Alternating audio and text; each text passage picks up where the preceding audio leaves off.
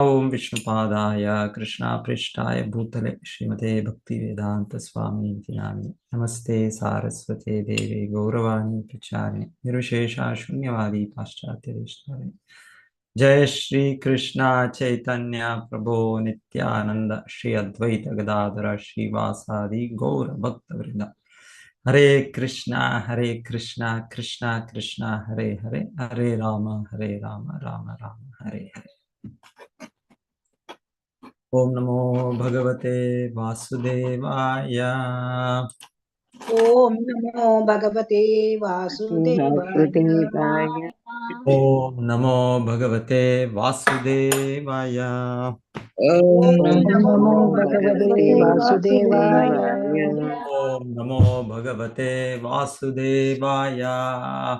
Om Namo Bhagavate Vasudevaya. Narayana Namaskritya Narayanam Namaskritya Narancheva Narotamam Naram Chaiva Narottamam Namavi Saraswatim Vyasam Devim Saraswatyam Tato Jayam Mudirayet Tato Jayam Mudirayet Nashta Prayeshu Abhadreshu Nashtaprayayesu Abhadreshu Nityam Bhagavata Sevaya Nityam Bhagavata Sevaya Bhagavati Uttama Shloke Bhagavati Uttama Shloke Bhaktir Bhavati Naishtiki.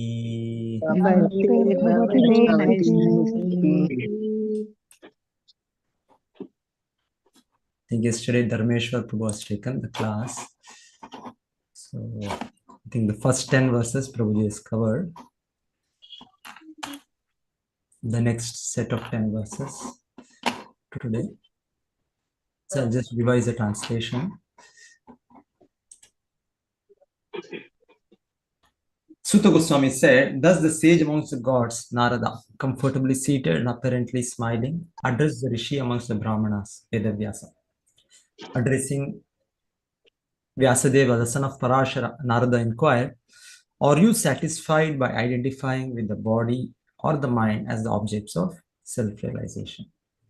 Your inquiries were full and your studies were also well fulfilled. And there is no doubt that you have prepared a great and a wonderful work, the Mahabharata. It is full of all kinds of Vedic sequences, elaborately explained. You have fully delineated the subject of impersonal Brahman as well as the knowledge derived therefrom. Why should you be despondent in spite of all this, thinking that you are undone, my dear Prabhu? Srila Vyasadeva said, all you have said about me is perfectly correct. Despite all this, I am not pacified. I therefore question you about the root cause of my dissatisfaction, for you are a man of unlimited knowledge due to your being the offspring of one Brahma, who is self-born without mundane father and mother. My Lord, everything that is mysterious is known to you because you worship the creator and destroyer of the material world and the maintainer of the spiritual world, the original personality of Godhead, who is transcendental to the three modes of material nature. Like the sun, your goodness can travel everywhere in the three worlds. And like the air, you can penetrate the internal regions of everyone. As such, you are as good as the all-pervasive super soul. Please therefore find out the deficiency in me, despite my being absorbed in transcendence under disciplinary regulations and vows. Sri Narada said, you have not actually broadcast the sublime and spotless glories of the personality of Godhead. That philosophy which does not satisfy the transcendental senses of the Lord is considered worthless. Although great sage, you have very broadly described the four principles beginning with religious performances. You have not described the glories of the Supreme Personality, Vasudeva. Those words which do not describe the glories of the Lord, who alone can sanctify the atmosphere of the whole universe, are considered by saintly persons to be like unto a place of pilgrimage for crows. Since the all perfect persons are inhabitants of the transcendental abode, they do not derive any pleasure there. Just a minute.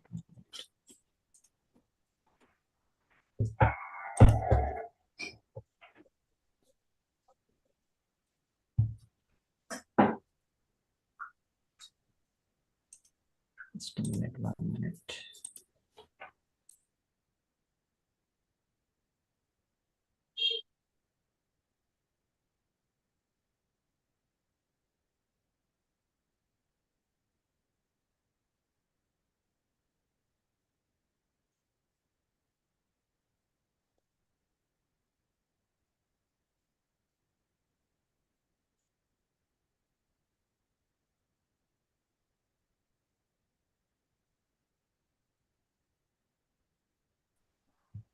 Super. Today's shloka starting from 11. I think Prabhuji read the 10th shloka yesterday. I was also part of the class of it. Huh? No, Prabhu. Oh, okay. So 10th itself. 9th it was finished. Okay. So 10th from 10 we have to start. Nayad vachashchitrapadam harer yasho jagat pavitram praganita karichet. Tad vayasam tirtam ushantim manasa nayatra hamsa niramanti ushikshaya.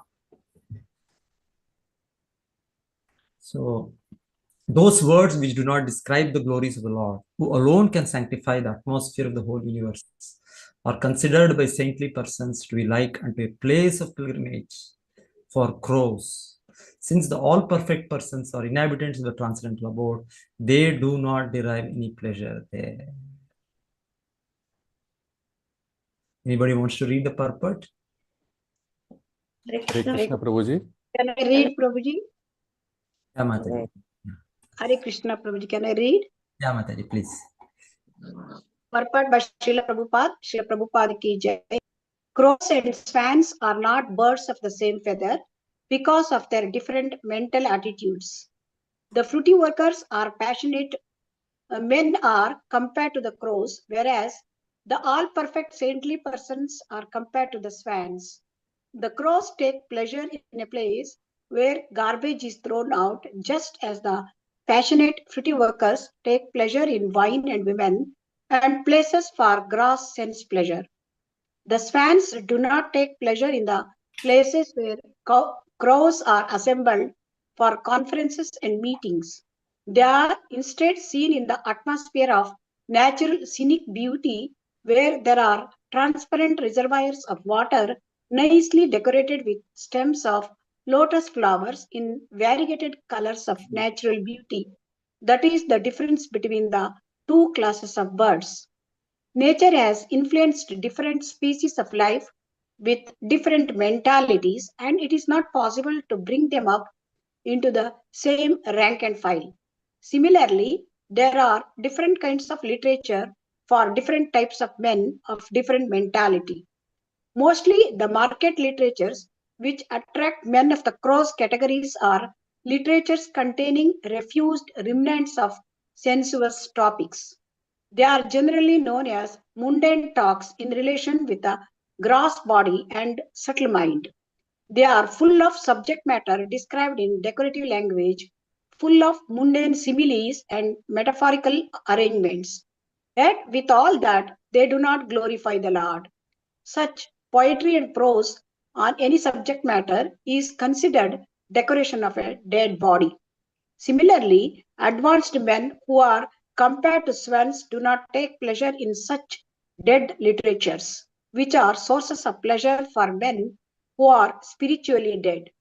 These literatures in the modes of passion and ignorance are distributed under different labels, but they can hardly help the spiritual urge of the human being, and thus the swan-like spiritually advanced men have nothing to do with them. Such spiritually advanced men are called Manasa, also because They always keep up the standard of transcendental voluntary service to the Lord on the spiritual plane. This completely forbids fruitive activities for gross bodily sense gratification or subtle speculation of the material egoistic mind. Social literary men, scientists, mundane poets, theoretical philosophers, and politicians who are completely absorbed in the material advancement of sense pleasure are all dolls of the material energy. They take pleasure in a place where rejected subject matters are thrown. According to Swami Sridhara, this is the pleasure of the prostitute hunters. But literatures which describe the glories of the Lord are enjoyed by the Paramahamsas who have grasped the essence of human activities. Hare Krishna, thank you, Prabhuji. So the background we are hearing, Narad Muni has come to give inspiration, to give guidance to Sri Vedavyasa. So Sri Vyasadeva, so he could see, because of his exalted position, he could see the upcoming condition of Kali Yuga. So Kali Yuga is ocean of faults, age of degradation. So as a exalted personality, as a Shakti Avesha avatar of the Lord, so he could see that very fallen condition. So naturally, being exalted personality, out of his compassion, he thought, let me give something easier for them. So the Vedas, they are the standard books of knowledge, contains all knowledge, all material, all spiritual. So Vyasadeva could see that Kali Yuga is difficult. It's difficult. Previously, there was nothing like writing. Vedas were coming from Guru to Shishya, and they were so powerful in their memory, in all their purity. So there was no need for them to write down. Now we need to write down. We need to write in on paper or make some note or record it. Whichever way the technology keeps helping us. It is not out of memory, just we can remember everything. So Vedavyasa could see this. Kali Yuga, we have short memory. So out of his immense compassion, he wrote down the Vedic literature. He wrote down and he divided them into 4 Vedas, then the Upanishads, Puranas, and then he taught them also to his particular group of disciples. Somebody became the professor of Rig Veda, somebody Yajurveda, somebody Atharva Veda. So his chief disciples. And then by Guru Shakti Parampara, it continued like that. So then he wrote the Mahabharata. So the whole literatures, he thought Vedas are little tough. So if I can give it with the historical references, historical account, it will be easier with so many stories. So he wrote that also. So in spite of all that, Vedavyasa felt that lacking. He was still not. So he did it out of compassion for all of us. So, but still, he was not happy. And towards the end, in his own contemplation, he could see that perhaps, I have not properly focused on that. Because every Vedic literature is actually glorification of the Lord. It is said Srila Prabhupada's Guru, Bhaktisiddhanta Saraswati Thakur, was such a great Acharya and such a learned Acharya. Anybody from any part of the Vedic scriptures. So like now we are reading Bhagavatam. Bhagavatam, it is very easy. It is completely focused on Krishna. But suppose somebody brings up some point from some part of the Vedas, some Rig Veda, some Upanishad, some Purana, we get stuck. We don't know. We don't know how to defend this philosophy. But it is said, Prabhupada's Guru, Bhaktisiddhanta Saraswati Thakur, anybody can bring any reference from any Vedic literature. So he could prove that through that whatever verse or through that whatever section, he would prove that it is indicating of Krishna consciousness. It is indicating pure devotional service to Krishna. So he would bring to that point. Such a great acharya. So anyway, that is the great acharyas. Bhaktisiddhanta Saraswati Thakur. But Vedavyasa, it is said, he thought, okay, whichever way, let me give this knowledge to people, let me divide it, let me give it to them. So he wrote the things for people of different modes. We are not in the same mode and different material desires. We have millions of material desires. So to fulfill each of them or whatever, so many of them. So he was giving the particular prescription. So he gave like that. But in spite of all that, still he was not happy.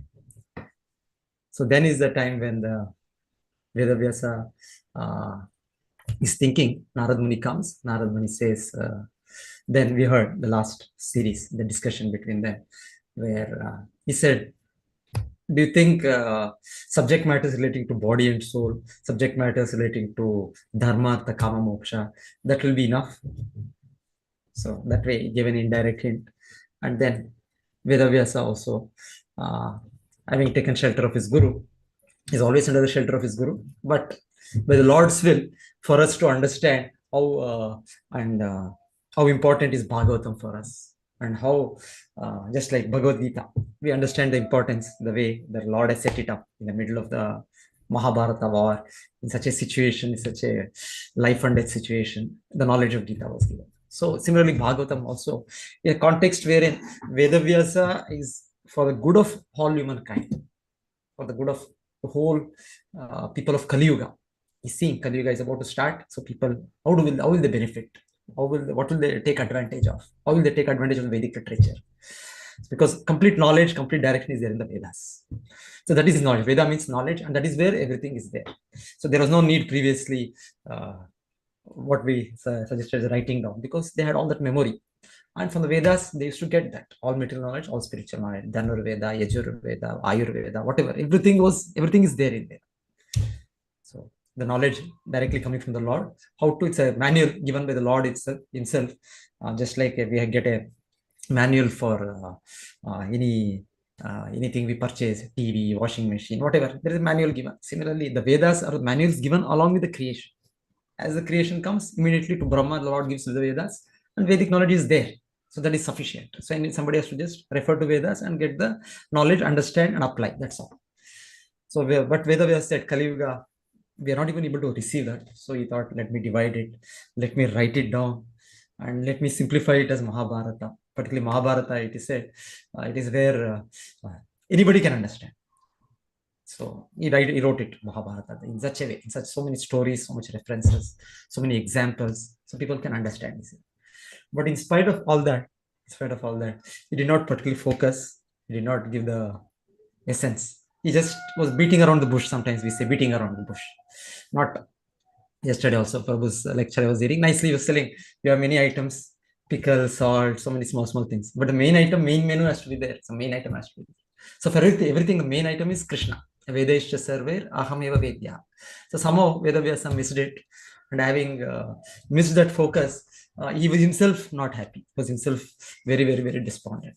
And in this despondency, then Narad Muni has come. Narad Muni is giving him inspiration. Narad Muni is giving him the philosophy. He's giving the basis. He's giving him the means to prepare himself further before undertaking the task of composing Bhagavad. So we can see how the Lord has arranged. He did it. He did Vedavyasa, did write the Vedas, did write the Upanishads, did write the other Puranas, did write Mahabharata, everything.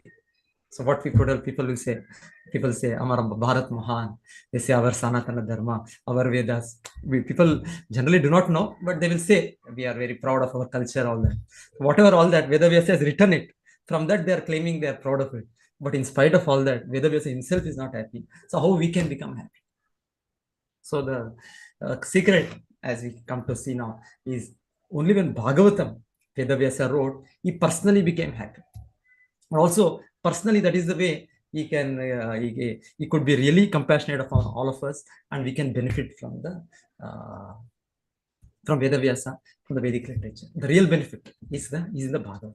So other Vedas are there, okay, but actually benefit is not there, not so much real benefit. So somehow beating around the bush, that's all. So Krishna has arranged historically also, the Lord has arranged so nicely that Bhagavatam is our life and soul. It is our main way. It is the literature. It is what we have to take shelter of, Bhagavatam. So with this one, the sequence is coming. Vedavyasa is being spoken by, is told by Narad Muni in this shloka. He's telling, Nayatvajas Chitrapadam Arer Yasho. So there may be so many literature, so many books, so many compositions, so many presentations, not necessarily books. Now we have so many technology, media. There's so many ways we can present knowledge. We can do. So he says, if suppose it is not Harer Yasha, Krishna's glory, because he is the main person. He's the center. So he is the center, and all of us are his parts and parcels. So, and in that exchange is our real life. Is life. Life is nothing but exchange with Krishna, exchange of service, devotional service with Krishna. So that is the thing. So without that, without Krishna being there, he says, whatever it is like a pilgrimage place of the crows. He uses the word here, Vayasam Tirtham. Vayasam Tirtham. So we all know crows, where they take enjoyment. So crows, by nature's way, there are animals in the birds in the lower modes. Of course, more animals, birds, they are in the lower modes, but even more predominant by nature example, it is said, the bird, one is crow and one is swan. So two examples are told here. So and compare where the crows gather. Crow also, they have a meeting, caw, caw, caw, caw. They have a meeting, they pass resolutions, it is said. So many ways they can even identify people. They can say, he's our enemy, he has killed one crow, like that. So many things. They also have all these things. Krishna has given them some kind of instinct, knowledge and all. So those crows, they also do meetings. But where is the meeting places? Meeting places is in where filth is there, dustbin is there, garbage is there. All obnoxious things are there, where crows will gather. And they enjoy that gathering. They are also happy. Everybody is happy. Birds of the same feather flock together. Similarly is another bird, a swan. Swan, it is said, it's in a clear crystal water lake where there are beautiful lotus flowers, fresh. So in the nature, the difference of the birds of the crow category and birds of the swan category. So similarly, it is the example where Narad Muni is trying to explain. Crows enjoy one kind of literatures, just like they enjoy those kind of food stuff. Similarly, people who are of the category of crows, so mostly Kali Yuga means we are all of the crow category. So we enjoy this kind of literature. It is said, the literatures of sense gratification or whatever, even material knowledge. Whatever material knowledge also, if it is not Harer Yasha, without reference to Hari Yasha, so it is actually pilgrimage of the crows. It is not, people like the swans will not enjoy it. So swan, they said, they enjoy Harer Yasha. Harer Yasha. Next shloka it will come. So these are Paramahamsas, what they will enjoy, what they will like, what is their taste. So their taste is about descriptions of the law. So Prabhupada also says, Krishna conscious movement, this movement is to convert a crow into a swan. So actually we all know personally. So before coming to Krishna conscious, or even now, so many things are there, so many obnoxious things are there. So we are like a crow only. But this message of Bhagavatam is to convert us, is to change us into swans. So where we enjoy in devotional service to Krishna. So it is converting the crow to swan. So this is a real welfare activity in the whole universe. Okay, Prabhupada says Krishna conscious movement is a boon to human society. It's a boon. It's a boon means it's like a some vara. Somebody has given a blessing. The Lord gives the blessing, special blessing. So like this Bhagavatam is the boon for us. This movement itself is a great boon to us. It will convert us from crow to swan. It will convert us from crow to swan.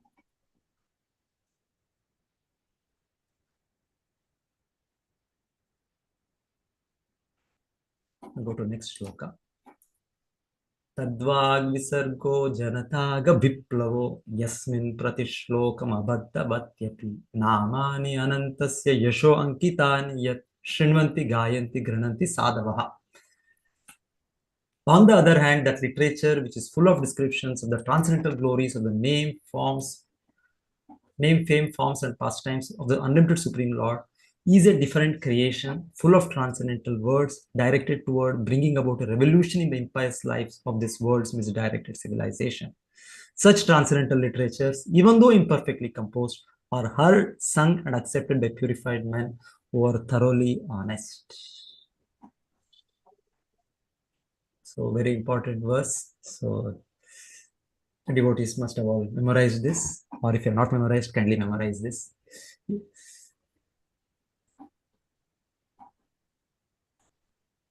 So it is said here, Yasmin pratishlokam abhaddhavatyapi.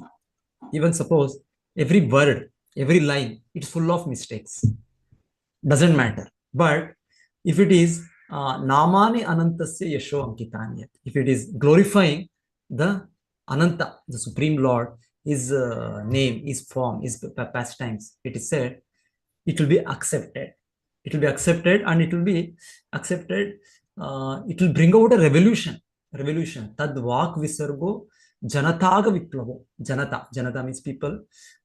Aga means sins. Viplava means revolutionary. So already Bhagavatam itself, here Narad Muni is predicting that any such literature, any such glorification, which is done to please the Lord, which is even if composed or even if spoken, not in a very good language, not very poetical, not full of mistakes, full of grammatical mistakes, even if it is like that, doesn't matter. It is said it will be accepted. Shrunvanti means it will be heard. Gayanti means it will be sung. It will be repeated. So people will hear such talk, or will hear such literature. Then they will repeat or speak. Then Grinanti, they will accept it. So hearing, speaking, accepting. By whom? Sadavaha. Sadava means the purified men who are honest. So Srila Prabhupada, in the very introduction of the Bhagavatam, he quotes this verse. Introduction, even before introduction, I think preface, wherever. In the beginning, he quotes and he says, I'm very confident that this will be accepted. He says, Prabhupada says, it will be accepted. Because Narad Muni is saying this, it will be Shrunvanti, Gayanti, Grinanti, Sadavaha. And Acharya being very, very humble. So I was just reflecting, Srila Prabhupada is writing the purport that I am writing this literature, Bhagavatam, in a foreign language. Because Prabhupada is born Indian. And English is a foreign language. So he takes a very humble position and says, definitely I cannot present it like I can present in my own language. Prabhupada's language is Bengali, and Prabhupada also knows Sanskrit. He learned Sanskrit. So he said, maybe I'm not able to present in a foreign language like that. My composition, my whatever faults, he says like that. But still, it will be accepted because my intention is clear. Because his Guru had told, Prabhupada's Guru had told, you preach this message to the English-speaking public. Very clearly, the order was there to the English-speaking public. So Srila Prabhupada kept that focus because his Guru's word is there, his Guru's direction is there. So though he could have in many other ways contributed or built matas even in India, he didn't do that. His focus was preaching to the English-speaking public. So Prabhupada says, taking the humble position, that I'm speaking may not be perfect, so many faults, so many mistakes, all that, but still doesn't matter. And he gives very nice example in the purport, telling just like when there is some fire, suppose a fire happens God forbid, in our place or in your place, wherever. So then maybe not many houses nearby. It may be some deserted place or whichever, even if suppose it's not a desert place, only we're not able to communicate. We're not able to come out of the house to communicate, to contact people. But it is said through the window or whatever, we can communicate, we can tell to the neighbors. Some difficulty, we can do some sign language, some way. It is said, so Srila Prabhupada that way is telling the world situation is so bad. Like same Vedavyasa saw the situation so bad. Srila Prabhupada is a great Acharya. He can also see the same, the bad position of us in the 20th century. So now we are in 21st century. Srila Prabhupada, when he was there, it was 20th century, we can say, 1950s, 60s, 70s. So Srila Prabhupada could see that people are being completely misled. They're missing the aim of human life. They're being washed away by Maya. So Acharya could see. And he's telling it's just like a fire situation. In the fire situation, Somehow people understand, the neighbors, the over other people, they will understand and they'll come and help. They'll come and say. So Srila Prabhupada similarly says, this Bhagavatam has to be taken in that spirit. People, we have to cooperate, and personally we have to take advantage and make it possible for others also to take advantage. So that way, somehow this Bhagavatam has to accept it, because Bhagavatam has a solution.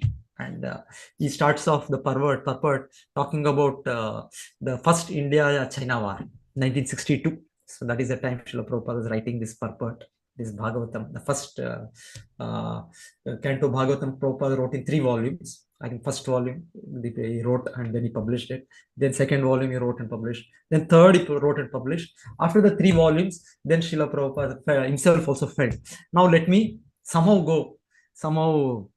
with these books in English. I have this Srimad Bhagavatam, first canto, this Bhagavatam printed in English. So let me go out of India and let me preach. So Prabhupada kept trying, but somehow by the Lord's arrangement, until he had written the commentary purport of the Bhagavatam first canto, he could not go out of India. He could not get the opportunity to start this movement. So Srila Prabhupada is writing 1962. He's in Vrindavan. He's writing Radha Damodar temple, and then he's going up and down Delhi, the Chippiwada temple.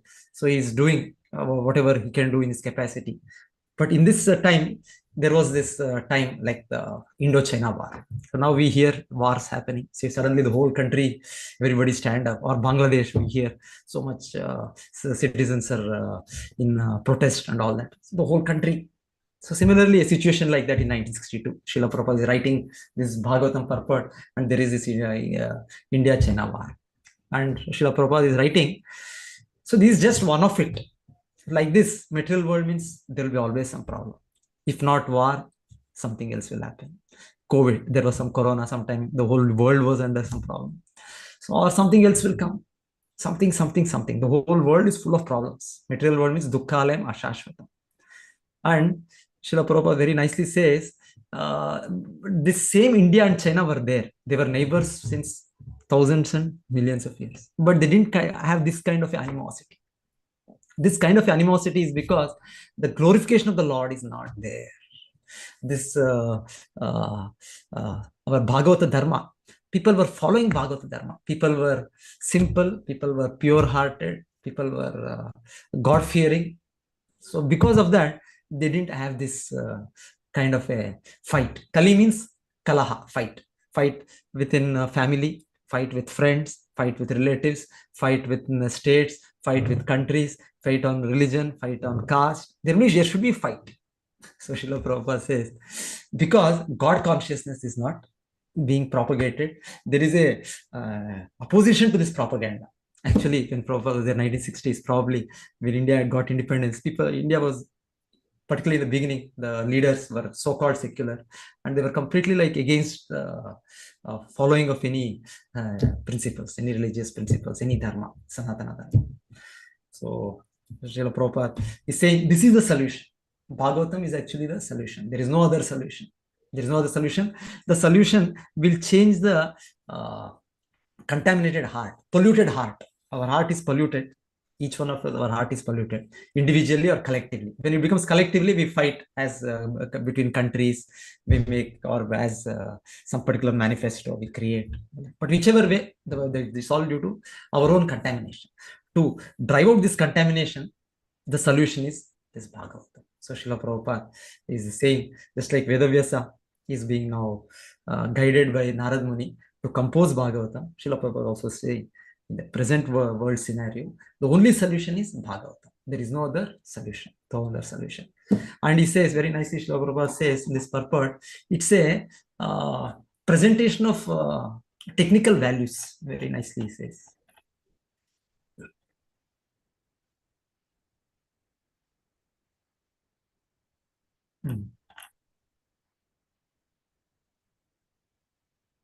Where is this? Yeah. He says language is not very important. If some people can understand these techniques, he says this technical values, these are techniques.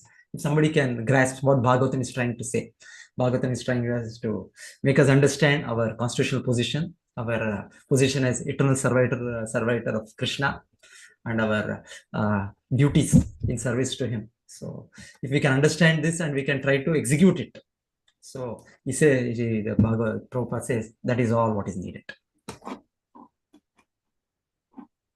After all, it's a technical science of spiritual values, and thus we are concerned with the techniques and not with the language. If the techniques of this great literature are understood by the people of the world, there will be success. There will be success. So there is a very, very beautiful purport by Srila Prabhupada. And he also says here, it is just like somebody suffering from jaundice, the treatment is to take sugar candy. In the beginning, you may not like it because one suffering from jaundice is reluctant to take sugar candy. But we should note that sugar candy is the only remedy for jaundice. Similarly, let there be systematic propaganda for popularizing reading of the Bhagavad Gita and the Srimad Bhagavatam, which will act like sugar candy for the jaundice-like condition of sense gratification. When men have a taste for this literature, the other literatures which are catering poison to society will then automatically cease. We are sure, therefore, that everyone in human society will welcome Srimad Bhagavatam, even though it is now presented with so many faults, for it is recommended by Sri Narada, who has very kindly appeared in this chapter. So, very nice, Srila Prabhupada's purport.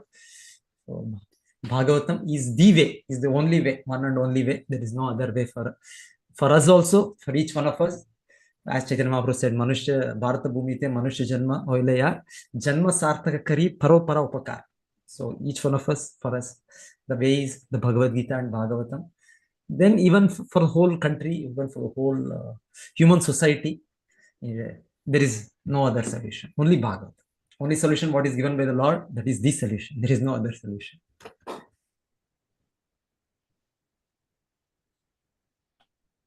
So I'll go for the next. Naishkarmim api achyuta bhava varjitam na shobhate gnanam alam niranjanam kuta puna shashvad abhadram ishvare nacharpitam karma yadapi akaranam. Knowledge of self-realization, even though free from all material affinity, does not look well if devoid of a conception of the infallible God. What then is the use of fruitive activities which are naturally painful from the very beginning and transient by nature if they are not utilized for the devotional service of the Lord? So Srila Prabhupada continues his commentation that not only other literatures, the material literature, they are useless.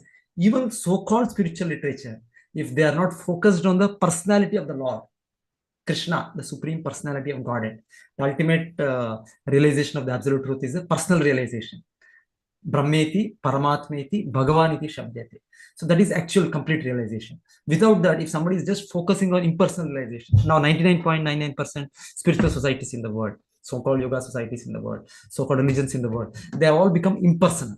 Impersonal means they're thinking about God. God has no form, God has no hands, God has no eyes, God has no legs, God has no, like this. So what he is some indescribable, is some formless, some inconceivable, yeah. Whatever is inconceivable, but the way their whole thing is impersonal. It's not a person. Understand? So here Narad Muni is saying such an understanding of the of spiritual values, of spiritual knowledge, of the absolute truth, such kind of religion, that is also useless. So he's very clearly telling that one is the materialistic literature, the sensuous literature.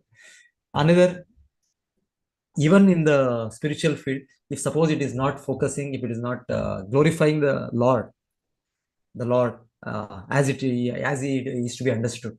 The Vedic literatures are there, Bhagavad Gita is there, Bhagavatam is there. But otherwise, accepting this, other places, mostly people are misled, other understanding. So he's telling that even that is useless. So that is the verdict of Narada. That is the verdict of the Vedic scriptures. As referred to above, not only ordinary literature devoid of transcendental glorification of Lord are condemned, but also Vedic literature and speculation of subject of impersonal Brahman when they are devoid of devotional service. So mental speculation, so many munis, so many impersonalists, their compositions, so many even Vedic literatures, because it is not glorifying the Lord, his personal feature, his devotional service, they are all useless, they are all worthless. Next, text 13. Atho Mahabhaga Bhavan Amogadrik Shuchishrava Satyarato Druta Vrataha Urukramasya Akhilam Bandhamuktaye Samadhina Anusmara Tad Vicheshritam. So, having said very clear cut Narad Muni. So just like an expert doctor or expert, any expert in any field, is very clear, and there is no duality, there is no confusion for it. So Narad Muni, being a great acharya, being a messenger of the Lord, is very clearly to the point, telling Vedavyasa that whatever you have composed until now, just throw them into a dustbin. It's a trash. So what you will do? Some when you're cleaning, you want to throw away some things which is no, I don't want it again. Just throw them into dustbin. So similarly, Vedavyasa is being advised here by Narad Muni. All these literatures, all this so-called material subject matter which is there, or even the so-called Vedic scripture which is about not about the Lord as a person, which is impersonal literature, all that just throw them. Just ditch them, just forget them. So like that, the clear-cut direction by Narad Muni, that give it up. Now what you have to do? You have to now compose Srimad Bhagavatam. So he'll come to that. For that, he's giving the means. He's telling, you're already qualified. Narad Muni knows who is Vedavyasa. He's an empowered incarnation. He's a Shaktavesha Avatara. But temporarily, by the will of the Lord, he has been put into so-called ignorance, Vedavyasa. And he spent so much time composing all those other Vedas, other Upanishads, other Puranas, Mahabharata. He wrote all that. And then he himself became very, very despondent. And now, he's being advised now by Narad Muni. Now you have all the qualifications. You just tadvicheshtitam. Samadhina anusmara tadvicheshtitam. So he's giving the solution to Vedavyasa. So he says, you already have all good qualities. Your Amoga Drik, your vision is very, very clear.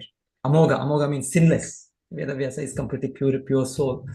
Shaktavesha Avatar. So Amoga Drik, you have a clear-cut vision. Shuchi Shravaha, your hearing is also perfect. Shuchi, you're fixed in the vows, Shatyavrata, Dhritavrata, with so much determination. So he's glorifying Vedavyasa. Vedavyasa has all got divine qualities. So he says, with this, you can Samadhina Anusmara Tadvichesh. You can meditate. Samadhi. Samadhi means to think about the Lord, to meditate upon the Lord. Srila Prabhupada nicely explains, Samadhi is anything in connection with the Lord. Any activity for the cooking for the Lord, for cleaning the temple of the Lord, or washing vessels, whatever connection with the Lord, that is Samadhi. That is real Samadhi. Samadhi is not something like sometimes we hear Samadhi means go to forest or close your eyes. And no, that is not Samadhi. Samadhi means complete absorption. Samadhina Anusmara, absorption of Krishna. Samadhina Anusmara Tadvicheshtitam. For Vedavyasa, the particular direction was, now you just meditate on the activities of the Lord, the divine pastimes of the Lord, divine qualities of the Lord. And then you compose Srimad Bhagavatam. So Vedavyasa, accordingly, the further few chapters we see how Vedavyasa takes up the practices as advised by Narad Muni himself. Again, he does meditation of the Lord, Bhakti Yogena Manasi, in Bhakti Yoga, in practice. Then he sees the Lord, he gets darshan of the Lord, he sees Maya, he sees all of us conditioned souls under Maya. So Vedavyasa will get all this darshan, all this perception. Then again, he will compose Bhagavatam. So he is advised in this verse that you Samadhina Anusmara Tadvicheshtitam, Krishna's activities. Vicheshta means activity. Srila Prabhupada very nicely says, activity of whom? Activity of person. Impersonal Brahman, if you say the Lord is impersonal, Lord is formless, what you will meditate? What is activities of impersonal Brahman? There is no other meditation. There is no activity. Krishna, Rama, Narsimha, Varaha, there are unlimited activities. So unlimited pastimes. So Vicheshtitam, activity of a personal form of the Lord. So impersonal form, you cannot actually meditate. Klesho adhikataras tesham avyakta asakta chetasam. So there is it's not practical. It is not correct. So Narad Muni's direction that Vedavyasa should again prepare himself before writing Bhagavatam. He should prepare himself. He should meditate on the Lord. He should get furthermore clear direction and understand the Lord's activities or meditate and then give it in writing Bhagavatam. So that is the recommendation. Urukramasya Akhila Bandha Muktaye. By this, he is telling Akhila Bandha Muktaye, because goal of human life is to become Akhila Bandha Muktaye, to become liberated. So we are not meant for continuing our worldly life of material enjoyment, being bound by the material modes. So we have to become liberated. We have to come out of the material conception. We have to go back to spiritual world. So he says, by this, you yourself, you will achieve that. And by this, the literature which you compose, the devotees who hear that, who follow that, they will also be Akila Bandha Muktaye. Everybody will be liberated. So Veda Vyasa is being given the vision, mission. So Narad Muni is giving everything properly to his disciple. So you prepare yourself. Now you, then you compose Bhagavad.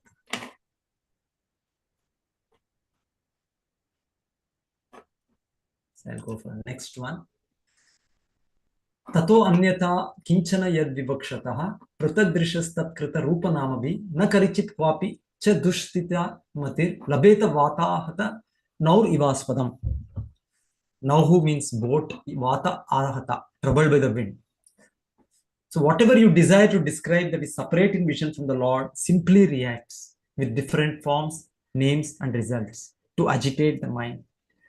As the wind agitates a boat which has no resting place. It's a small purport, so I'll read this. Sri Vyasadeva is the editor of all descriptions of Vedic literatures, and thus he has described transcendental realization in different ways, namely by fruitive activities, speculative knowledge, mystic power, and devotional service. Besides that, in his various Puranas, he has recommended the worship of so many demigods in different forms and names. The result is that people in general are puzzled how to fix their minds in the service of the Lord. They are always disturbed about finding the real path of self-realization. Srila Narad Deva is stressing this particular defect in the Vedic literatures compiled by Vyasadeva, and thus is trying to emphasize describing everything in relation to the Supreme Lord and no one else. In fact, there is nothing existent except the Lord. The Lord is manifested in different expansions. He is the root of the complete tree. He is the stomach of the complete body. Pouring water on the root is the right process to water the tree, as much as feeding the stomach supplies energy to all parts of the body. Therefore, Srila Vyasadeva should not have compiled any Puranas other than the Bhagavata Purana, because a slight deviation from that may create havoc for self-realization. If a slight deviation can create such havoc, then what to speak of deliberate expansion of the ideas separate from the absolute truth personality of Godhead. The most defective part of worshipping demigods is that it creates a definite conception of pantheism, ending disastrously in many religious sects, detrimental to the progress of the principles of the Bhagavatam, which alone can give the accurate direction of self-realization in eternal relation with the personality of Godhead by devotional service and transcendental love. The example of the boat disturbed by whirling wind is suitable in this respect. The diverted mind of the pantheist can never reach the perfection of self-realization due to the disturbed condition of the selection of object. So Prabhupada is particularly talking about pantheism, the Devi Devata worship. So the understanding that you can worship any form of the Lord. So it is there. People get stuck up. Even we personally, we have experienced, many of us before coming to Krishna consciousness, we were also stuck up in particular kind of ideas, particular kind of a Devata worship, whom we thought is all in all. So Veda Vyasa is being, that's why advised, why you did this, why you composed at all this kind of literature. Anyway, it is the Lord's will that has to be still there. Those literatures, they have to be there, and then we understand relatively the importance of Bhagavatam. But still Veda Vyasa is being advised here. It will create havoc. It will create havoc.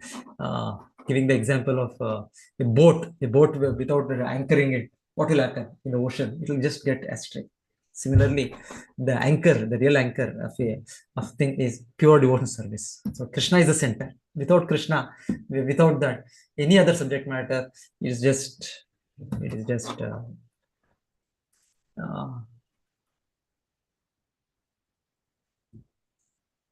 it'll create havoc. So next verse also again he gives one more reason. He says, Jugupsitam dharma krite anushasataha swabhavarattasya mahan vyatikramaha yadvakyato dharma iti tara stito na manyate tasya nivaranam jana. So Narad Muni says, Jugupsitam means abominable, not good, condemned, verily condemned. What you have done is to be condemned, he says. Then why? Because swabhavarattasya mahan vyatikramaha. By nature, we always want to take out the concession. If somebody says, don't chant 16 rounds, somehow the concession you get. So we are happy. We want to stop that. Or somehow somebody can give us concession. Don't take prasadam. You can, without prasadam, you can eat something else. So we are happy. So regulations, people, we want to be away from regulations. That is the nature, pravritti and nivritti. That's it. The nature of a living entity is to, in the conditioned state, is to go for material enjoyment.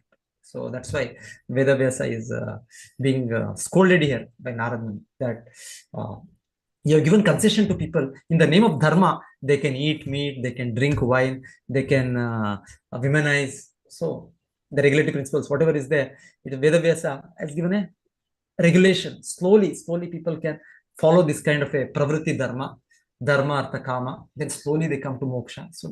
So it may be there, it may be the way in the previous ages, but Kali Yuga, our duration of life is very, very short. Our intelligence, our memory, our bodily strength, everything is very, very less. So with all these things, it is not possible for us slow process of going through dharma, artha, kama, moksha, going through devata worship. It is not possible. It is not practical. That is why Narad Muni is scolding here Veda Vyasa. So directly take a Bhagavatam. Directly, don't, why you give these ideas to people that they can do so-called this yagna, this puja, this worship. So we see people are stuck up so many kinds of worship. To an extent, in Mangaluru area, we have people worshipping Bhutagana. So it's Bhagavad Gita clearly explains the worship of the spirits. They are all in Tamoguna. In Tamoguna, Rajoguna, Satvaguna, different levels are there. And people create gods, so many avatars. So it is all there. So whatever, whichever way. So because Veda Vyasa has done it, Narad Muni is saying, you should not have given this direction. So why you gave this direction? It's jugupsitam. It is to be condemned. And because yad vakyato dharma, because you are saying it, people will follow that. And that is what exactly happened. Historically, what happened 5,000 years back, Veda Vyasa wrote all these Vedic literatures. He gave prescription how one can continue eating meat, how you can still offer this bali to Kala Bhairava or Devi.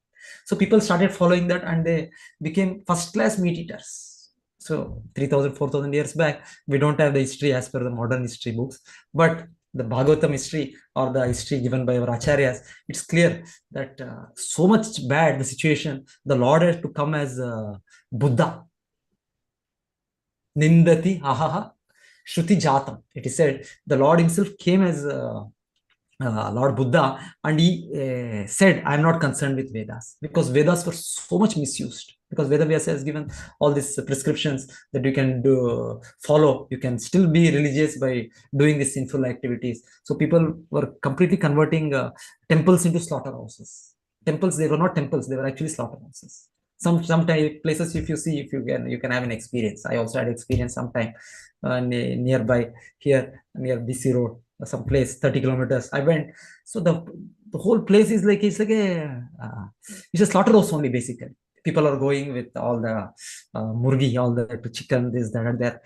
They're taking live, living this one and coming out with the dead. That is considered prasada. So this is the exact situation which was widespread. We see it in one-off places like that.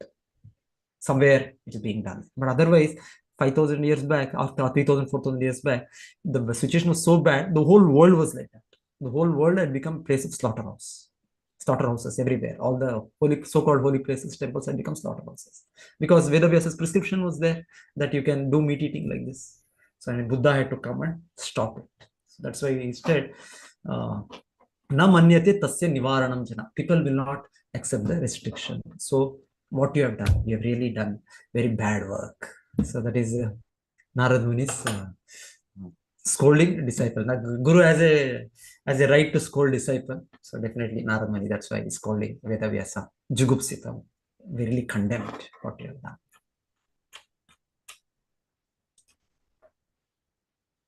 Vichakshano asyarhati veditum vibor anantaparasya nirvritti sukham pravartamanasya gunair anatmanas tato bhavan darshya cheshtitam viboho. The Supreme Lord is unlimited. Only a very expert personality retired from the activities of material happiness deserves to understand his knowledge of spiritual values. Therefore, those who are not so well situated due to material attachment should be shown the ways of transcendental realization by your goodness through descriptions of the transcendental activity of the Supreme Lord. So then, the need, Veda Vyasa, whatever he had done in good intention, but Narad Muni could foresee that it will be misused. It will be, and it has happened. Historically, it has happened. So practically we see Kali Yuga was it's a bad patch of history. We hardly have history before 2500 years because the times were so bad. 5000 years we hear Mahabharata, the Bhagavatam, then Krishna's Leelas, Krishna's activities are happened. Clear history.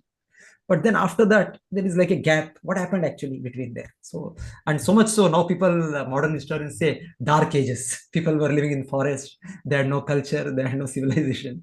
Because the history, it is such a bad history happened. Such a misapplication of the Vedas happened. Historically, the first 2500 years, it is a very bad patch of time. In the Kali Yuga, the first beginning, what has happened. Then Buddha came, some sanity came, then Shankaracharya came, some more sanity came, then at least in this part of the land. Otherwise, you see the history of the other parts of the world, Europe, England, it is all the history where people are killing each other or fighting. All there, all into all unethical activities, all stealing, robbery, only those activities. That is the history that is there. 3004. It's almost like a people of the forest. What we hear, animals, how they live, like the people were living in the human bodies in the first part of Kali Yuga, first 2000, 3000 years. Because of following this recommendation by Vedavyasa that you can follow religion, still you can do all the sinful activities. So Narad Muni could see all this. So he's saying, enough is enough. Now you compose Bhagavatam. You compose this literature. It is possible. You can do it. So Srila Prabhupada's purport is there. Theological science is a difficult subject. Krishna also says, Bhaunam, what is that? Manushyanam sahasreshu kashchit yati siddhaye. Yatamapi siddhanam kashchin mam veti tattvata. So even though we have human body, we are still having the animal propensities. We are still in the same platform of sense gratification. So we are not interested in spiritual life at all. But still, somehow, acharyas, they take compassion upon us. They make a program, they make the plans, and then they give us the opportunity.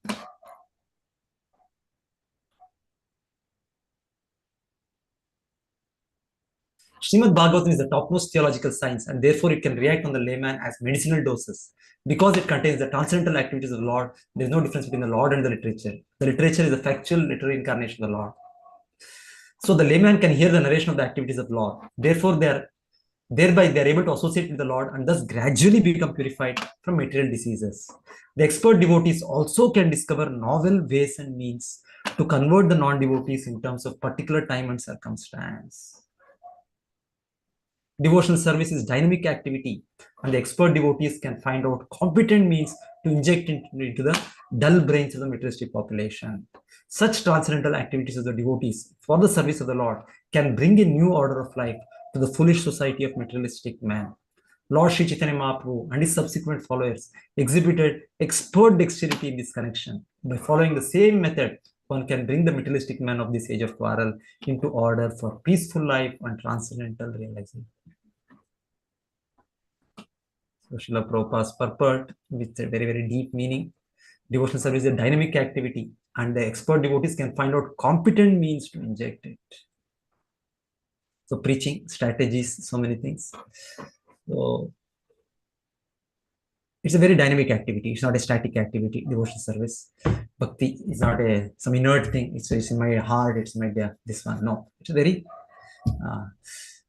dynamic. It's very dynamic. It's an activity of the soul. So Prabhupada has translated as devotional service. It's active, it's activity, it's not some passive thing.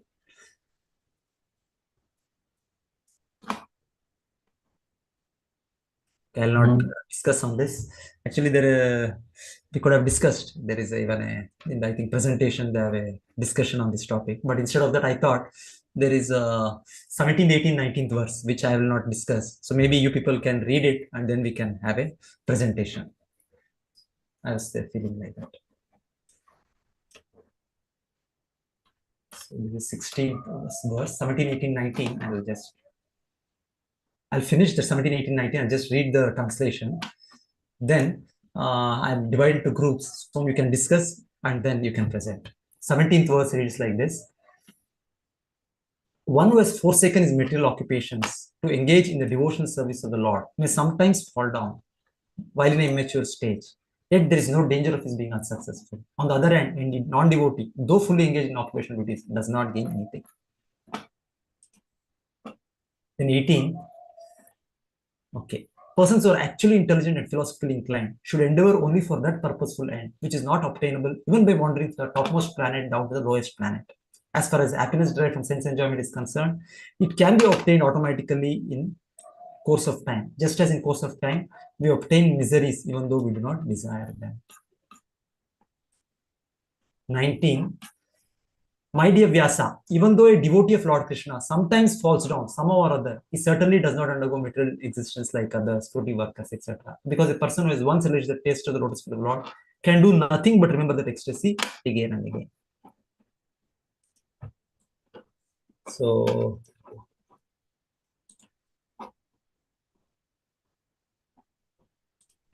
back here, change the.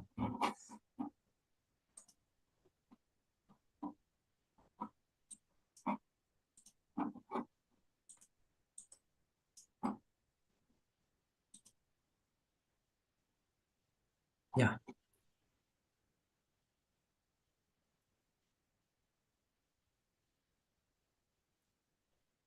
Yes, I think people, devotees can read this. Developing faith and conviction in bhakti. So these three verses. So group activity. Select statements from words, translation, purport, and respective lecture quotes, which increase your faith and conviction in the process of Krishna consciousness. So what I was thinking was, maybe in the study they were suggesting in the chat box we can put. Okay. So the chat box, I can select this.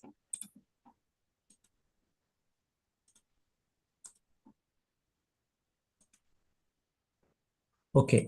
So basically what I want is 17th verse, one group can take up. I feel I can write group 1 can take up verse number 17. So I'll make the breakout room.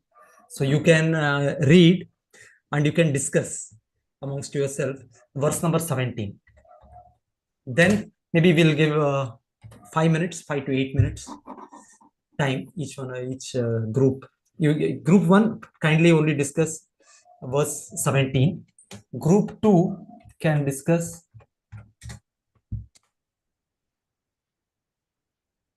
maybe group 1 and 2 both can do. How many? What is the current strength of devotees here? 54. 54 means I can go to 9 groups or 6 groups. How many groups should we take up?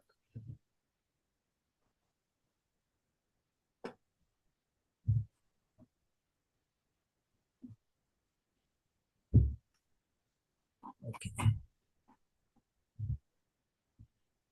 Better 6 groups. 6 groups means 9 I can divide, 8 or 9, whatever. So group 1 can take up verse 17. But they can take up verse, translation, and purport. I think if they can understand, if they can, let them not take up the lecture.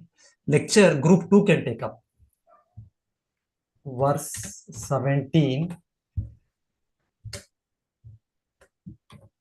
Lecture by Srila Prabhupada. I'll give the link. I'll give the link of that.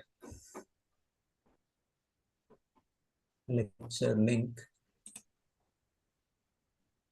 You can read that lecture amongst yourself.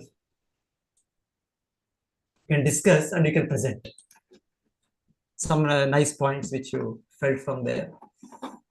You can present.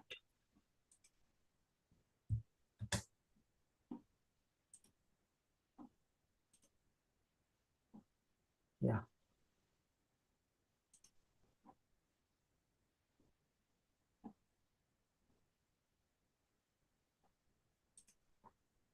So I think everybody can see in the chat box. And group 3 can take up verse 18.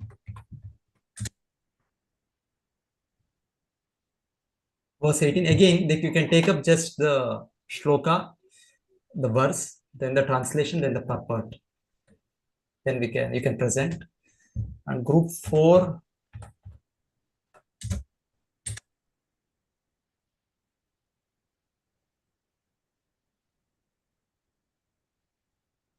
I think you can take up the verse. Group 4 can take up, I think, this lecture. lecture link. I'll give the lecture link.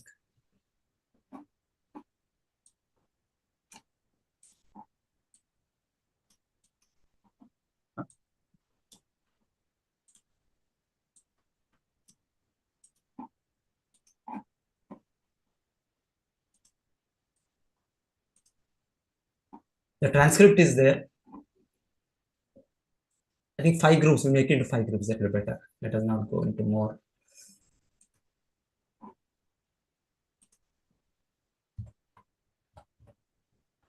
And group 5 can take up the verse 19. I think we can stop at that. Verse 19. Yeah. Is it understandable? I think before I divide it into different groups.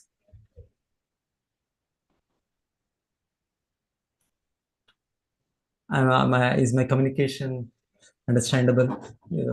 I will put in the chat box. I'm not able to hear anybody here.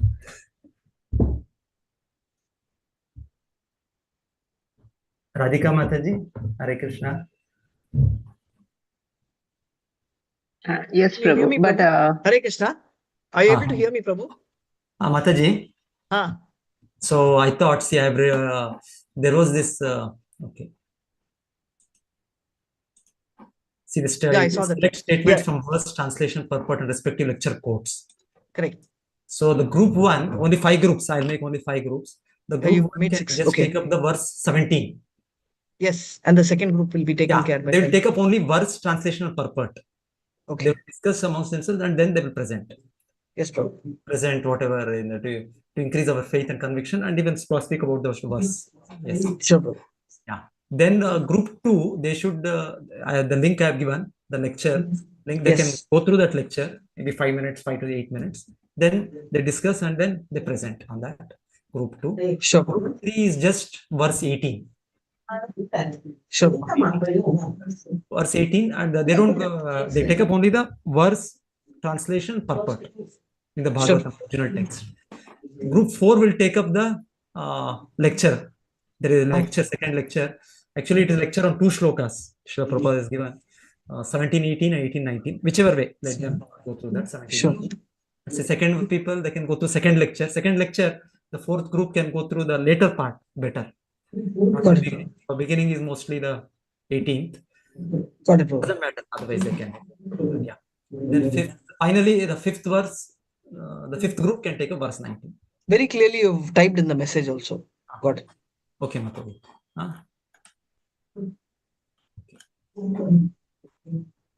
Breakout rooms you want me to create, Prabhu, or you will do? Yeah, you can also make, Mataji. You want to make, you can make. Yeah. I'll do. 5 groups, sir. Yeah, 5 groups should be fair.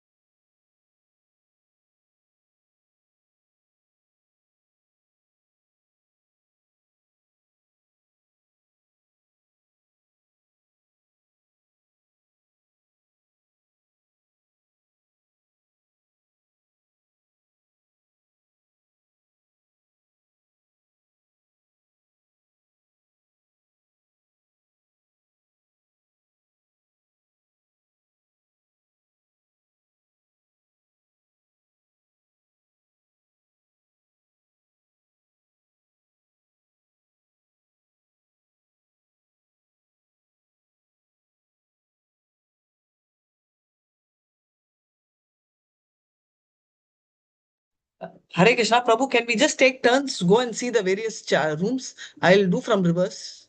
You do 1, 2, 3, I'll do 5, 4. So I can also go. I'm just seeing whether I can go. ಪ್ರಭುಜಿ ನನಗೆ room number 1 ಅಂತ ಬಂತು, ಮತ್ತೆ ಅದು ಕನೆಕ್ಟೇ ಆಗ್ಲಿಲ್ಲ ಪ್ರಭುಜಿ. Number 1 ಅಂತ ಬಂತು, but ಅಲ್ಲಿಗೆ ಹೋಗಿ. Who's not? Chitra Mataji, you only you have not joined. Rest of them have joined. Hare Yes. Krishna, Mataji. Connected. Hare Krishna, Mataji.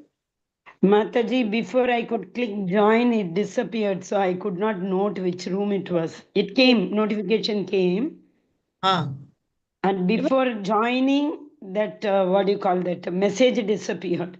Wait, Mataji, 1 second. Let me just push it. Yes, Mataji. Mine is room number 1, Mataji. I have moved you.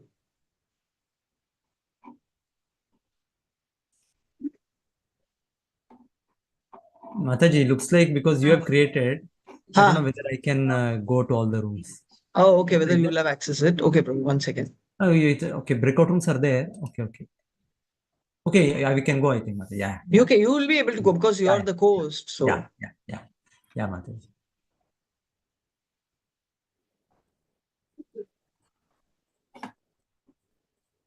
Hare Krishna, Prabhuji. Vamshi Mohan Das here. I was not able to join, Prabhu. Hare Krishna. Who's not able to join? Vamshi Mohan, Prabhuji.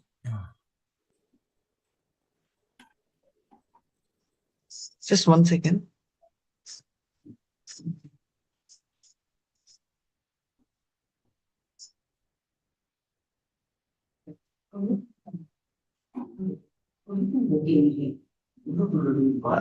Srivatsa Prabhu, I'm sending you to move group 3. I'll take you back. You're already in group 3 only.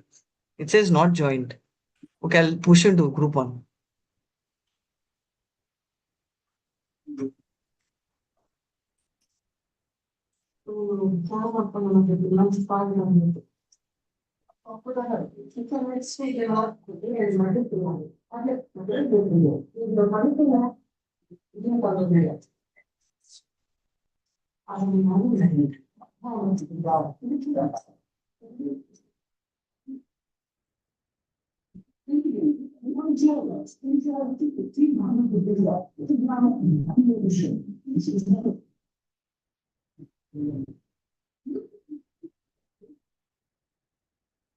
Hare Krishna Mataji, please share the joining room.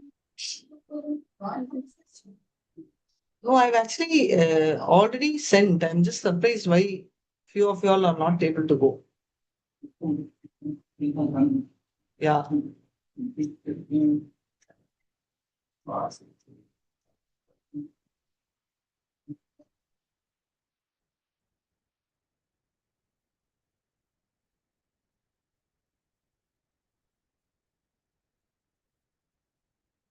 Some of y'all are not joining. You're not having the permission to join. Mataji, my network is not well, so that's why. Please share the joining room too. Yeah, I'm just pushing you into. Just 1 second.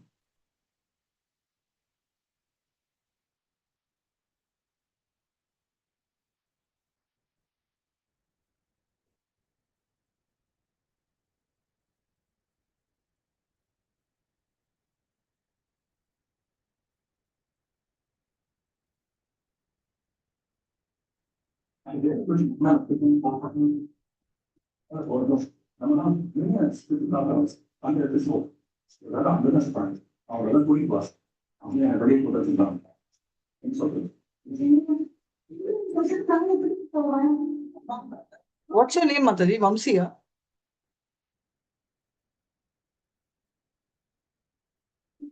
She must have joined, Mataji. Must have joined.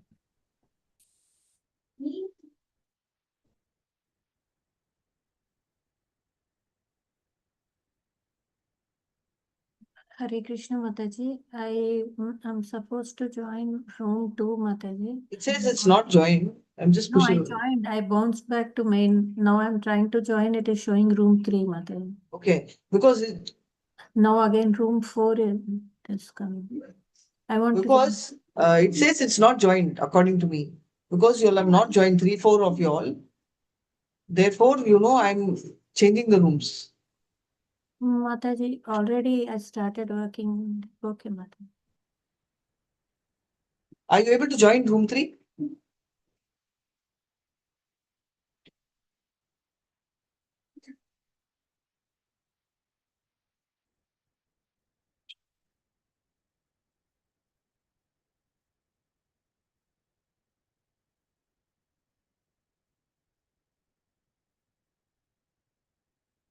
Prabhu, I'll move you to group 2, room 2, just have a look and come back, Prabhu. Hare Krishna.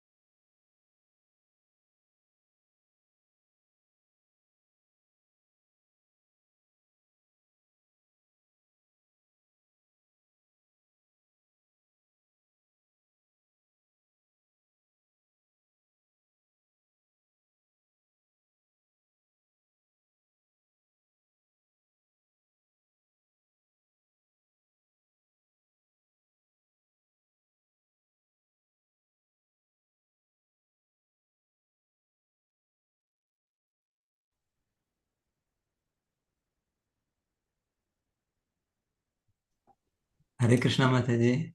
I think they have not discussed, I think, so they have come back. Yes, Hare we are Krishna. back, Prabhuji. Everyone, I closed the room, Prabhu. Gave about 10 minutes, right? So. Yes. Okay. Maybe another 5 minutes we should have given. Maybe I should have closed earlier. Okay, let us go again. Let's start. Oh, okay. Because I won't know when they're finishing, because you said give about 10 minutes. So it was a little over that. So I closed the room. Sorry about it. Hare Krishna. Okay. Radhika Mataji, she has put in some situation, the same, the Purport 19 we have prepared, it's matching with the Radhika Mataji. The situation is created where now hold is there, now ready to present. Very good. Go ahead. Hare Krishna. Okay. So group 1. Yes, Prabhuji.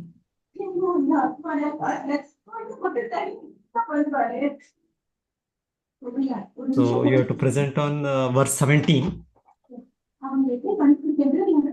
Yes, Prabhuji. Who wants to present verse 17? Hare Krishna, Prabhuji. Can you hear me, Prabhuji? Shubhamayi Mataji. Yes, Mataji. Yeah, you're clear. Yeah.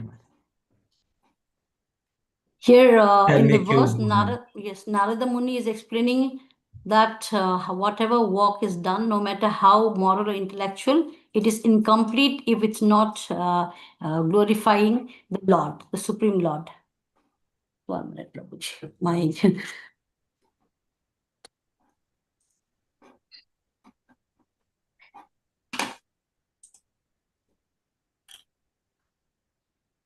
So the translation, we have the opening verse that Narad Muni is explaining to Vyasadeva that any walk, no matter how moral or intellectual, is incomplete if it does not directly glorify the Supreme Lord.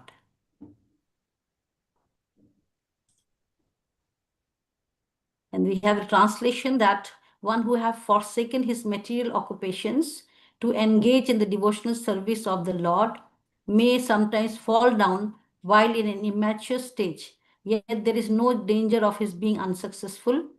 On the other hand, a non-devotee, though fully engaged in occupational duties, does not gain anything.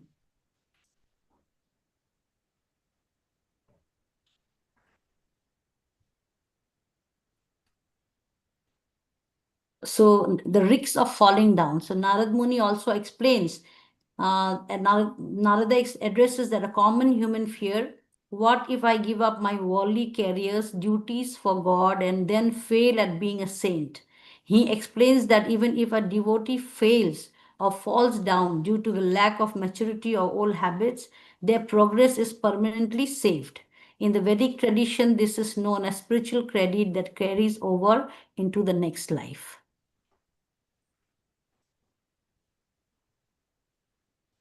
Yes. Then there's also a comparison that spiritual work is eternal. Even a failed attempt is a success because the soul has never been awakened. Sorry, the soul has been awakened. And the material work is temporary. Even a perfect success is a failure because it does not solve the problem of birth and death.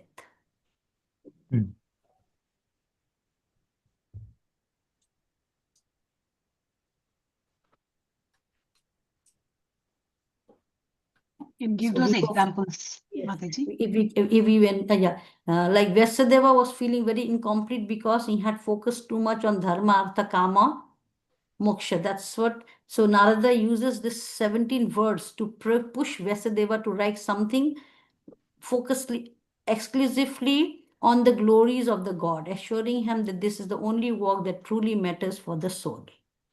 So this is a very important verse in Srimad Bhagavatam. Yeah. Anybody else wants to add whatever Mataji yes, said? We have in a group, in my group. Thank you, Mataji. Yeah. Thank you. So very, very important verse. So we are hearing the authority, Narad Muni speaking. So he's saying, as your Mataji said, so whatever devotional service is permanent, and devotional service, even though somebody falls down, definitely we hear when we achieve perfection, yes, for permanently, eternally, all the problems are solved, finished. That is yes. But even if we suppose we are not able to complete, we fall down. they are not able to complete. So and he is giving comparison to any other activity, any other person in this world doing all the duties very perfectly. So the whole world may be clapping or maybe acclaiming such a person. But in the eyes of Narad Muni, or in the words of the Shastra, in the eyes of the Shastra, they compare even a fallen devotee is better than a highest successful person materially. The spiritually unsuccessful person and materially most successful person. So they are comparing. So you cannot compare. It's saying better be a failed spiritualist than a successful materialist. So Narad Muni is saying this. So people, devotees from the group 1, they want to add something. It's from the purport, what Mataji says. The example for this is Bharata Maharaja and Chitra and even Ajamila also we can give. Even the purport. Yes. So Bharat Maharaja. We also have example. We also have example of Bilva Mangal Thakur. So many times he fell down, but then again he was given, opportunity to rise up. Okay. So as Mataji was saying, Chitramohini Mataji was saying, in the purport itself, because with this particular, maybe just can focus on the purport. The purport, we have the history of Bharat Maharaja in the Bhagavatam itself, wherein he could not complete the spiritual activity in one life. He reached almost perfection. Just he was there, just at the entry gate, we can say, but just a little slip. But then he had to wait. He had to become a deer in second life, and then again third life he had again to come back in the human form. Then in that life he achieved perfection. Though apparently it took 3-4 lifetimes, still he continued. He continued and he achieved it. It is said that way. It is the devotional service is guaranteed perfection. It is like once started, it is not going to end. It is not going to be finished. Not that Bharat Maharaj then had to wait in so many other lifetimes, or it is gone. Nothing, not like that. Bharat Maharaj is just there and he just continued it further. It continues from where he left. One way, you can say like that also. And Chitraketu, when there are 2 instances, what we see in the purport, one is Bharat Maharaj. Because of sense gratification, we can say one way. It is not outright material sense gratification. Some compassion. Bharat Maharaj felt some compassion for helpless cub of the deer. Natural compassion. As a great personality, he felt the compassion, but it went a little over the board. So much little went over the board, and then he had to take one more life. But otherwise, basically it was due to some material attachment, which is what we can say. And then the instance of Chitraketu, he was already one way, he was already given darshan by the Lord. It was one kind of an offense. Here Srila Prabhupada says, Chitraketu also fell down due to his offenses at the feet of Shiva. Of course, it's not outright offense, but still, said one way it was an offense. That's how Mother Parvati took it. You have committed offense at the feet of Lord Shiva. That's how she cursed him. So it is said, whichever way, we may fall down because of material attachments, or we may fall down because of the offenses. So still there is no loss. It will again be taken care of. So these 2 instances Prabhupada is talking about. And one more instance, Srila Prabhupada is talking about Ajamila.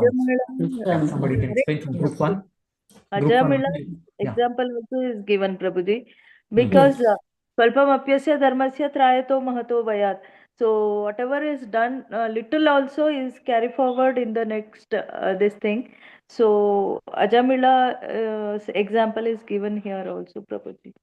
Yeah, so Ajamila had done devotional service in his youth, but then at that again he fell down to sense gratification only. He fell victim. He saw the prostitute, and then because of that he completely gave up his religious wife, his parents, and he was gone completely into Maya, Ajamila. But still, again he came back. So towards the end of life, Lord Narayana remembered him, and Lord Narayana gave him the intelligence to memory to name his son as Narayana, and by chanting Narayana, Narayana, Narayana, and he became again back into devotional service. When the Vishnu Dutas came, they stopped Yamadutas. Yamadutas they were saying it is our right to take him, but they were stopped. So Ajamila again got the chance. So this verse, as Narad Muni has said, So Srila Prabhupada is taking these examples, these three examples. Here we see three examples in the purport. One is Bharat Maharaj, another is Chitraketu, third is Ajamla. So three examples. Bilvamangala Thakur and Jagai Madai we can add, no Prabhuji? Even they are given liberation. Yes, they are. They were into abominable activity, Jagai Madai. And even they were turned to a great devotees. Yes, Mataji. Okay, the second group, we can go to the second group, what they have discussed. One sloka, Prabhuji, Neha Vikrama Nasosti. No, this it sits perfectly, maybe. Yes, this fits to this shloka. Yes. One more point from the Prabhuji. That is the ultimate. The thing we have to know that the occupation, along with the occupational service, of course we do occupational duties. Promptly we have to do the occupational duties along with spiritual activity. That is, we have to keep Krishna in the center and we have to do the occupational duties. That is the point we have to take here from the first. Otherwise, actually, Narad Muni's words is telling, although fully engaged in occupational duties does not gain anything. Yeah, of course, yes. As you said, if they can combine with devotional service, it's good. Otherwise, if they have left Krishna consciousness, it is of no use. Yes, Mataji. Yeah. Yeah. One thing want to add, Prabhu. Hare Krishna Prabhuji. Yeah. Hare Krishna Prabhuji. Can we give the example of Durvasa Muni also? Durvasa Muni? He actually fallen down. He actually, by abusing Ambarisha, King Ambarisha, he had actually fallen down. But then later he had to take the, he has to go to Lord. And then he got respite. Could that be taken as also as an example? Yeah, one way, yes. Little aberration from devotion service. Yeah. And I think after that, he started glorifying Maharaj Ambarish everywhere, all over the universe. So that's where we can say he's come to pure devote service after that. Yeah. Before that, maybe other methods of impersonal realization or austerities, more so like that. He realized that he had done the wrong thing. Yeah. He understood the position of a devotee, a pure devotee. He came on the right track. Yeah. Hare Krishna. Hare Krishna. Hare Krishna. So group 2, I think they saw the lecture on the verse, what the link I had given. So they want to present group 2. It's again the same shloka, lecture on the same shloka by Prabhupada. Yes, Prabhuji, shall I go ahead, Prabhuji? Yes, Prabhuji. Yeah, Shashikumar Prabhu, you are in that group 2. Yeah. Hare Krishna, Prabhuji. Prabhuji, here our intention was to see that, based on this lecture, we have to look out for statements and quotes that increase the faith of the devotees and conviction in the process of Krishna consciousness. So, looking at this shlokas, we could not read full, but little bit only, not much, not fully we could read within the time.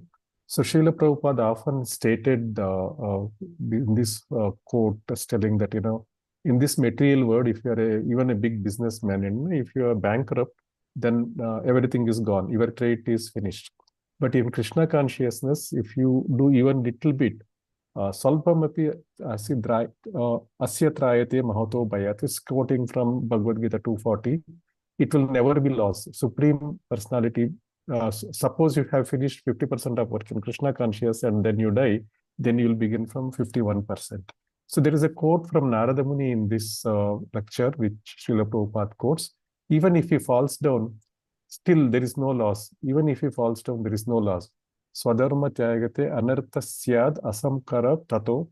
So that full shloka is given. So even there is such a chance that I may fall down or I may not be mature. Still Narada Muni gives, there is no question of hesitation. Accept it. Even if you think that you will not be able to prosecute Krishna conscious in full, still you accept it. No, so no shankya. There is no doubt in it. So if you look at this, this one, we looked into other shlokas. Shloka 240 from Bhagavad Gita.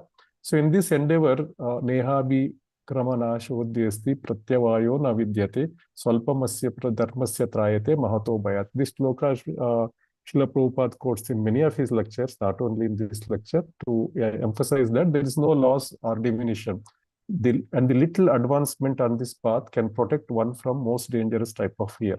Srila Prabhupada also keeps quoting, telling that, at least you are saved from the greatest danger. Your next life, you will not take birth like an animal or a plant or something like that. You will still take birth as a human being, from where you can continue your Krishna consciousness. So there is no loss. This always is beneficial. So then even Bhagavad Gita 6.41 also tells that, if when Arjuna asks that, if this yogi becomes unsuccessful midway through, what will happen? If he falls down midway through, he is not able to complete the required, qualification of the bhakti. So then Krishna says in Bhagavad Gita 6.41, Suchinam Srimatam Gehe Yoga Brashtobi Jayate. So whoever is unsuccessful after many years of what they will do, that person will be elevated to the higher levels of planets where the person enjoys, with pious living entities and born into a family of righteous people or a family of rich aristocracy. And also Sloka 42 Bhagavad Gita we can quote from same 6.42. So this sloka also we can say that I think it's okay. So in this it say that if it is unsuccessful after long practice by yoga, he takes his birth in family of transcendentalists who are surely great wisdom. So there is no loss at all. So with these three verses and the quote from Srila Prabhupada and also quote from Narada Mahamuni, we can conclude that there is a real security is given to us by these great sages and Srila Prabhupada. And there is the devotee will always have faith and conviction in the process of Krishna consciousness. So that's what we could gather it in a short period of time. We could not read the full this lecture, Prabhuji. If anybody want to add, you were quoting that businessman. If he's not finished his work, it's all useless. If the business doesn't give him profit, the whole business is failure. So you may will start thinking, oh, why I took up this business, why I invested, how much money lost, how much time lost, energy lost. So, but Srila Prabhupada is telling it's not like that. For bhakti, whatever is done is permanent benefit. We don't have to calculate like that. Oh, I didn't get any benefit. I didn't get any this one. So, whatever I could do, even 0.01% or 0.5%, 1%, 2%, 5%, it is my permanent asset. So it is not like any business failure in business like that. It's a 100% successful business, you can say. It's like life after life, that credit is carried forward. This business endeavor, this whatever taken up in Krishna consciousness, is it our eternal credit? Yes, thank you. See, anybody else want to add from group 2, Prabhu? Yeah, anybody else? Any Matajis over there, group 2, they want to say. I missed out talking what we discussed in the group. Yeah. Hare Krishna Prabhuji, but once Prabhupada also gives an example that the Prime Minister of a country can become a dog or a hog in the next life. Means what is the material opulences, whatever we get, it is useless.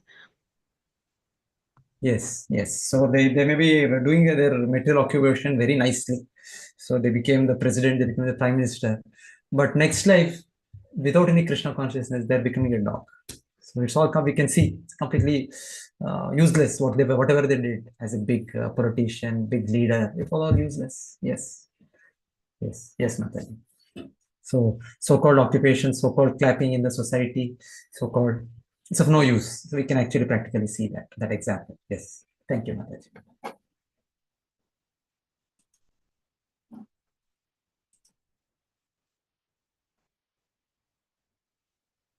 And in the lecture, Srila Prabhupada was also telling that Prabhupada's disciples, so Prabhupada went and picked them up, mostly from Western countries, mostly Americans in the beginning, then other people, other parts of the world. So Srila Prabhupada says that you people, you have already previously done devotional service. Somehow you did not complete and you had fallen down. So even though you fell down into so-called this Western culture means meat eating, intoxication, gambling, illicit sex. So even though you were fallen in that civilization, because again, as a chance, you have taken up Krishna consciousness. So it's really a miracle how those people, they took up Krishna consciousness so fast. so seriously. Srila Prabhupada's disciples, you can see many of them, Srila Prabhupada says, some of them Prabhupada says they're associates of Lord Chaitanya and stuff like that. Otherwise, Prabhupada says that very advanced. They were previously in devoted service, but somehow circumstantially, whatever they fell, and then they immediately got attracted. Prabhupada went to America, immediately they were attracted. Why they were attracted? So many people were there, so many Americans, so many Europeans, so many Africans, so many big scientists, so many people. They did not get attracted. Why those people who became attracted and became disciples of Prabhupada, and they, on his order, they propagated Krishna consciousness. They did so much service to the Lord. How it is? Because they had previous lifetime itself, they have done. So Prabhupada also, that is that in the lecture Prabhupada is telling these disciples, you have already previously done.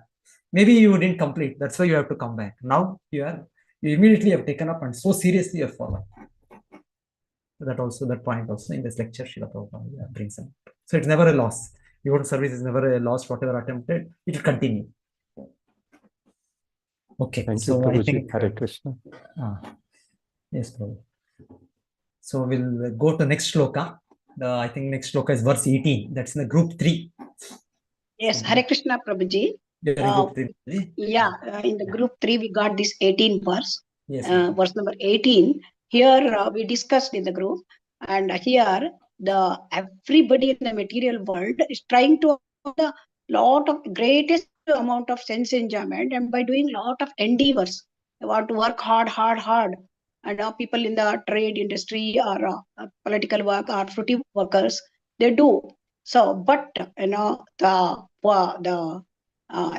the happiness, this material world, the happiness or distress. The happiness is not only happiness; it is mixed with the distress, and it is not going to happen as we want. It's not going to happen because here the verse says, kalena sarvatra gabira ramhasa tallabhyate dukkavat anyatah sukam. So this sukha and dukkha, this is done by as per their fruity work which is done in the past life or previous karma phala.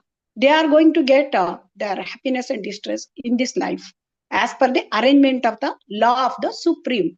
So it's not going to happen according to our own efforts or endeavors. Like a laborer who is working full day and he is counting money in terms of rupees, maybe 100, 200, 300, 400 like that.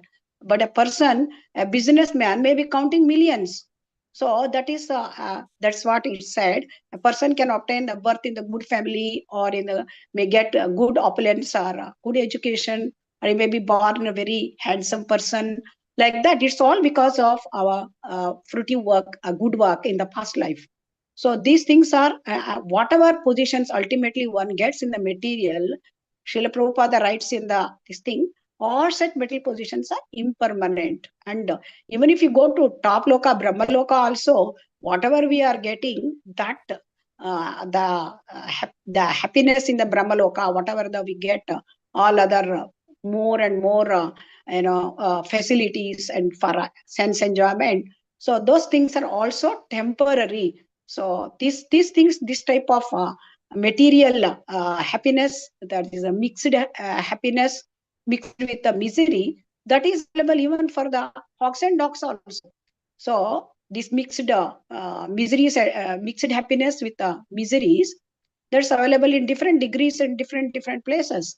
But the person, whoever is there in the material world, nobody can get out of these miseries of birth and death and old age and disease.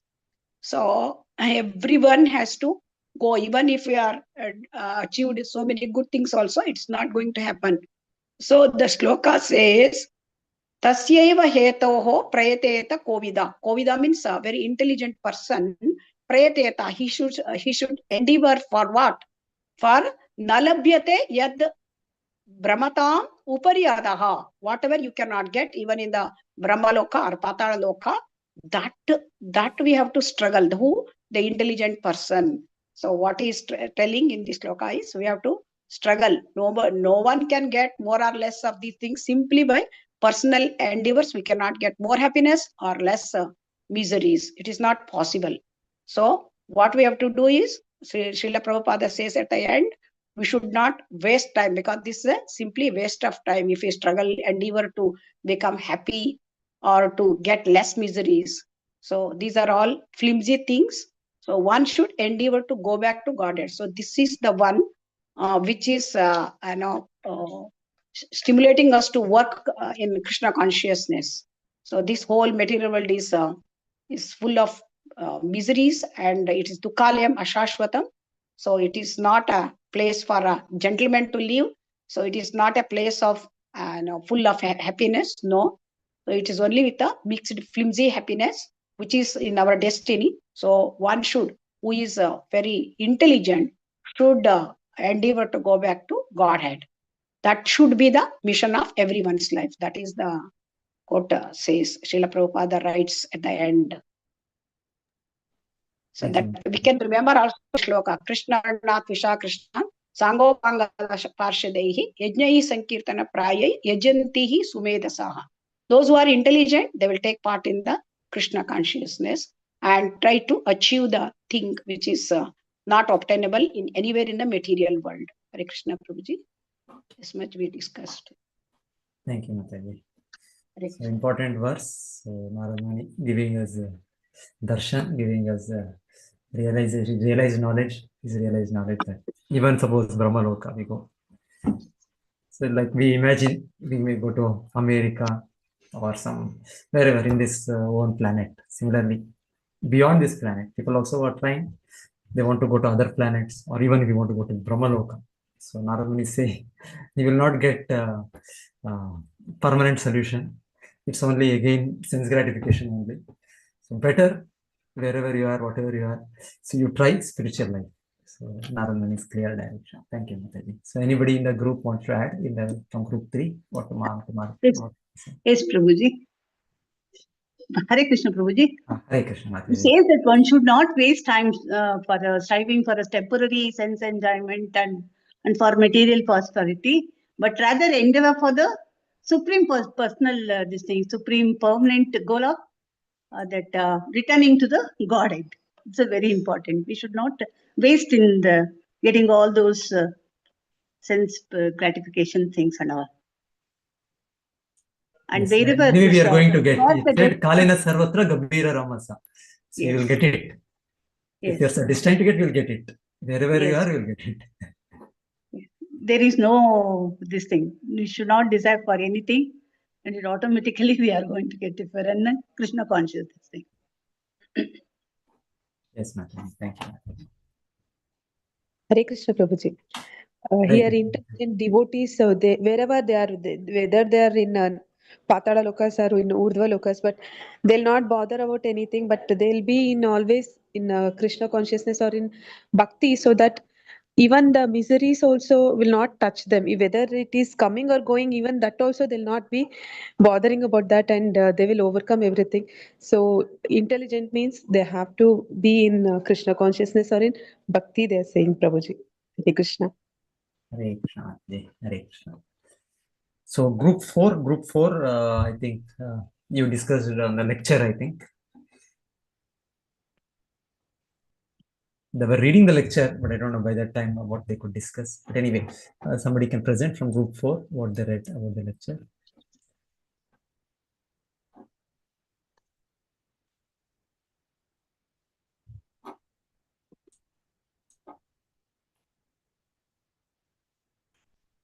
Maybe I'll share the lecture that may remind you.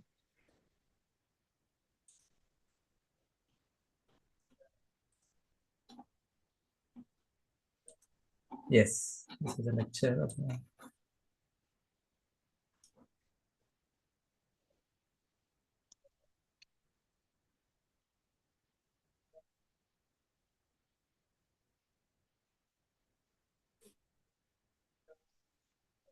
so Prabhupada is giving an example of Kalena Sarvatra Gabira Ramasa. So anybody on the group 4, they want to explain this?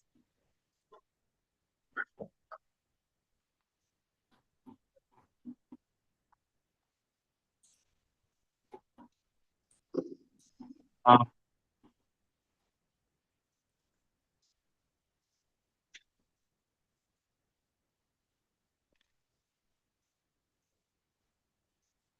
his personal experience.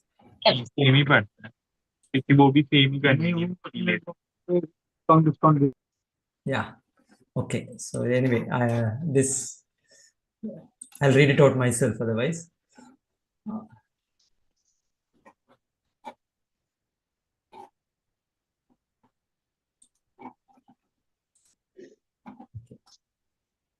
So he gives an example.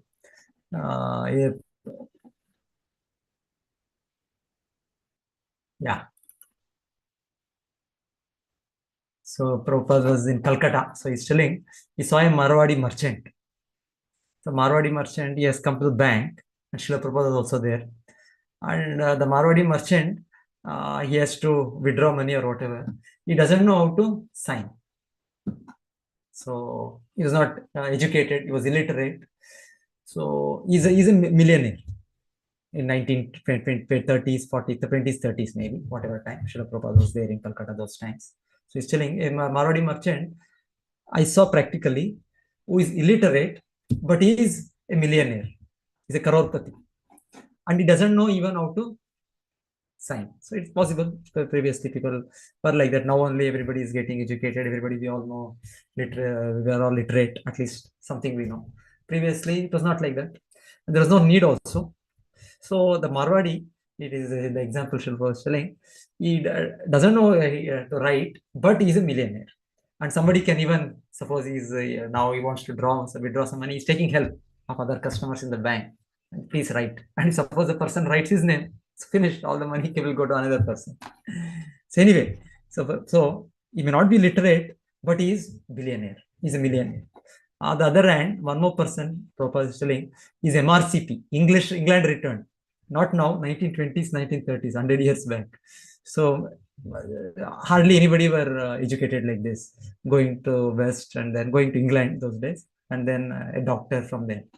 So Prabhupada is saying, he goes to a hospital, big doctor, but I have seen his house, he is not even a good utensil at home. By his own karma, such a big doctor, such a big educated person, he doesn't have enough furniture also. Whatever his own karma, even though he's earning, maybe everything is getting finished.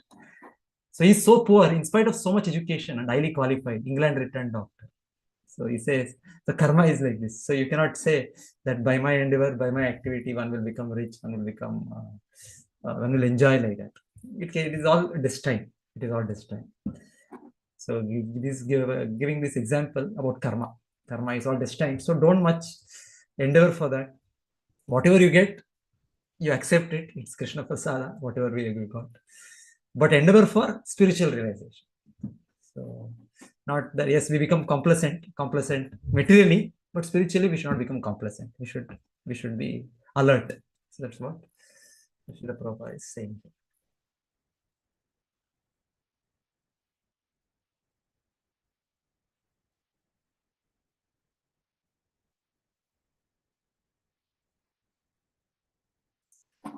Okay. And on in the same lecture, the Prabhupada is giving about next verse also, 18, 19, 2 verses he took the lecture. So maybe we will discuss that first verse, then we can discuss this lecture back. Again, we can come back. So who was in the group 5? Last group, I think, Shloka 19. So anybody wants to present? Yes, Prabhuji, Hare Krishna.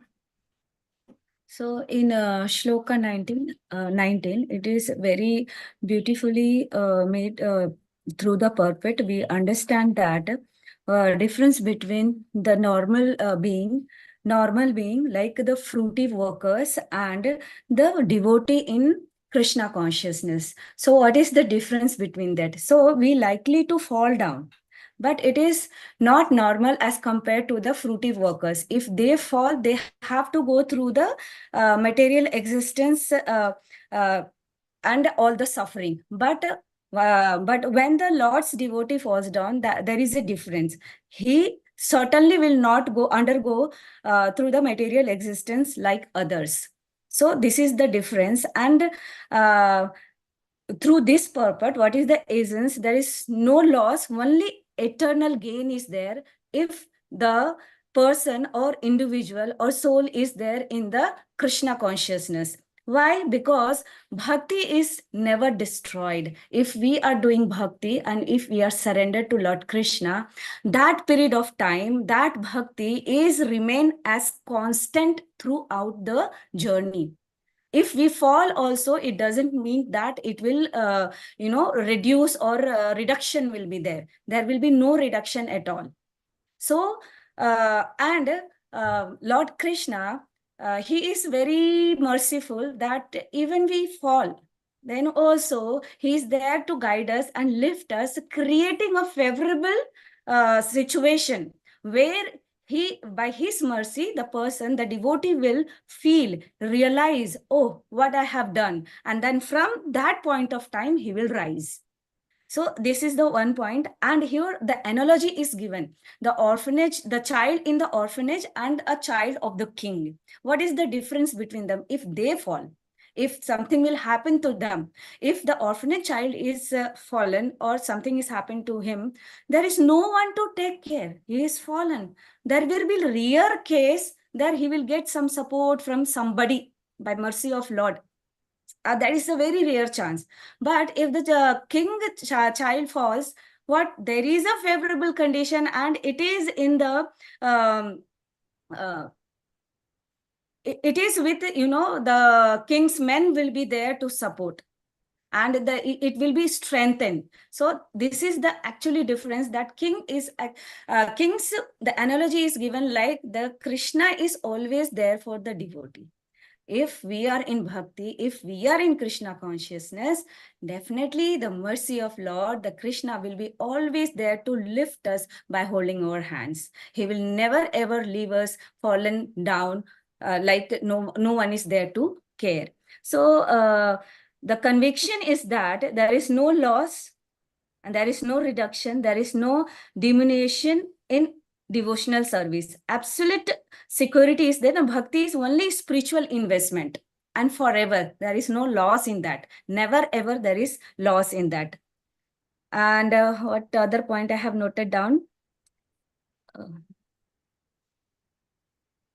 And a deep faith, Krishna consciousness, if you have deep faith, if you are progressing, we are the devotee of Lord Krishna. Krishna protects and preserves whatever devotion we have done in the life. That is the beautiful thing, that fallen also in the next birth, as Prabhuji said, that from that point of time, again we progress from that point. It is not from the beginning. From where we have fallen, from that we rise. And it is there also in Bhagavad Gita 2.4. Already Shashi Prabhuji has explained that 2.40, 40 shloka number and chapter number 2. So that's all we have noted down, Prabhuji. Hare Krishna. Thank you, Mataji. Anything else any devotees in the group 5 they want to add to what Mataji said? Prabhuji, Bhagavad Gita, he is told, Name Bhakta Pranashyati. Kshipram Bhavati Dharmatma, Shashvatantim Nagachati, Name Bhakta Pranashyati, that he has promised that his devotee will never get destroyed. Yes. Will always protect. Thank you, Mataji. It sounds similar to this verse. So, if your devotee will, again, Krishna himself telling that he is not lost. So, he will come back. So, that way, Narad Muni is also saying the same thing here. So, once relish the taste of the lotus feet of the Lord, can do nothing but remember that ecstasy again and again. And he will come back. So he'll remember, he'll again come back to devotional service. So Narada is telling there is no loss. So the devotional service is always for success finally. So these 3 verses, 17, 18, 19, is encouraging us to. Prabhuji, it is also come in the second canto of Bhagavatam, 8th chapter, that shloka it has come. The devotee who has tasted the lotus feet of Krishna, he will never ever forget Krishna. He will always be there. It is there in 8th chapter of second canto. Okay. Yes. Shloka number I can't remember. It is there. Yes. So the lecture which you were talking about, there also the Prabhupada is telling in the group 4. I don't know if they were not able to maybe read that. But this is on this verse. Srila Prabhupada talks about the dogs there. So he says, he's giving a lecture, I think he's giving a lecture in New Vrindavan, West Virginia. So there were, the devotees have dogs there, they have cows there. And he says, see, they are also engaged in devote service. So Prabhupada noticed that. He's talking over here, that probably previous life they were all devotees. Those in that New Virginia, West, New Vrindavan, the community, even as animals, they are also participating in devote service. Prabhupada could see that. He's saying that. Where is he saying this lecture?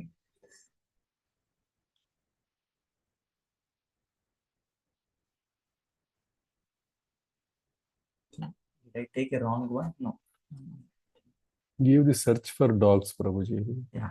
In this New lecture. Vrindavana, Prabhuji, there are peacocks who are there attending. Yeah. The Mangalarthi and all that. Virginia, in Virginia, I have heard it. Mataji was telling.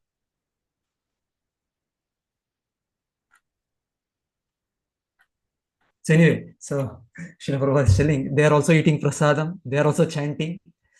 So, and they are under the protection of devotees. The animals there, they are not like other animals. In any other place, animals, the way they are taken care, we don't know.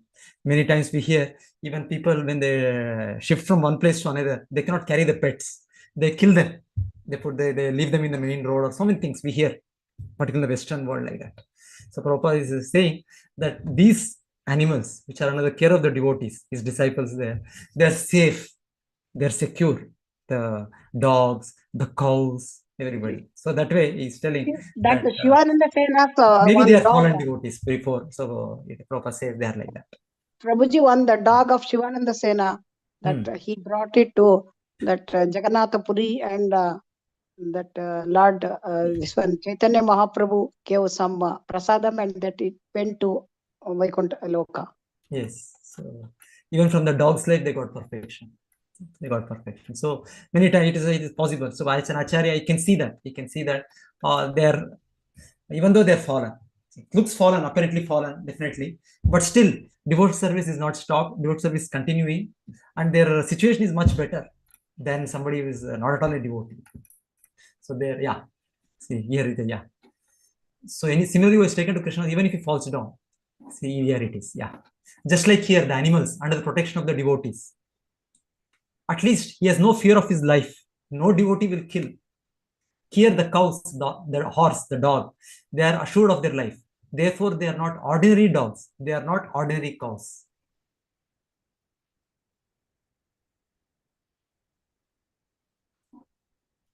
Yeah.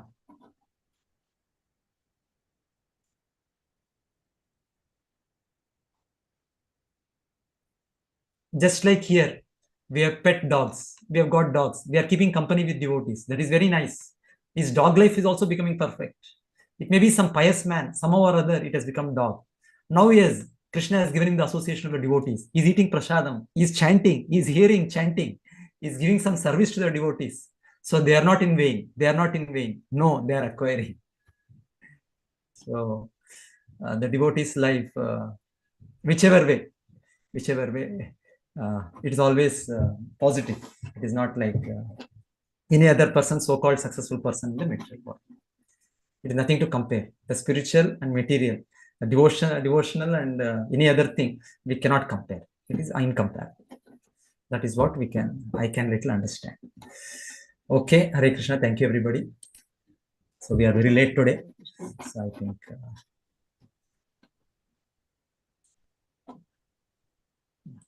Hare Krishna. Hare Krishna. Thank you, Prabhuji. Hare Krishna. Thank you so much, Prabhu. Hare Krishna, Prabhuji. Thank you. Hare Krishna, Mataji. Hare Krishna, Mataji. Hare Krishna, Prabhuji. Dandavat pranam. Yeah. Prabhu, closing prayers, Vancha Kalpataru. So I'll stop after that. Yes, Mataji. Vancha Kalpataru, Bhasha Kripa Sindhu Devcha, Patitanam Pavanebhyo, Vaishnavibhyo Namo Namaha. Grantaraj Srimad Bhagavatam ki Jai. Srila Prabhupada. Jai. Hare Krishna, Hare Krishna, Krishna Krishna, Hare Hare, Hare Rama, Thank you so much, Prabhu. Hare Krishna. Thanks. Thank you, Prabhuji.